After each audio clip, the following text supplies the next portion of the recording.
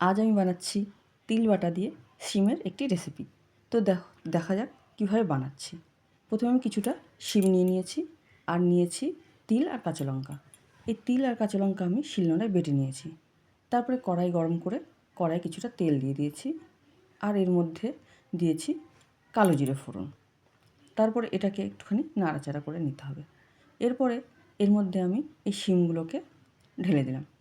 দিয়ে এটা একটু নাড়াচাড়া করে এর মধ্যে আমি দিয়ে দিলাম হলুদ আর পরিমাণ মতো লবণ। এই রান্নাটাকে সর্ষের তেল দিয়েই ভালো লাগবে। তারপরে এটা নাড়াচাড়া করে একটু জল দিয়ে আমি এর মধ্যে ঢাকনা দিয়ে দেবো এটাকে সিদ্ধ হওয়ার জন্য। এই তিল আমাদের শরীরের জন্য খুবই উপকারী। তারপরে এটা ঢাকনা তুলে আমি কিছুক্ষণ শিমটাকে একটু ভেজে নেব। নেওয়ার পরে আমি ওই তিল বাটাটা এর মধ্যে মিশিয়ে দেব।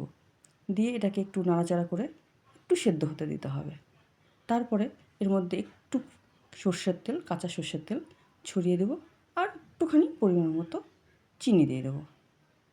তাহলেই আমাদের তৈরি হয়ে যাবে এই তিল বাটায় শিমের এই রেসিপি। এটাকে একটুখানি কষাতে হবে। কষিয়ে নিয়ে আমরা এটাকে নামিয়ে নেব। তাহলেই তৈরি আমাদের শিম বাটার রেসিপি। তোমরা তৈরি করো, ভালো লাগবে।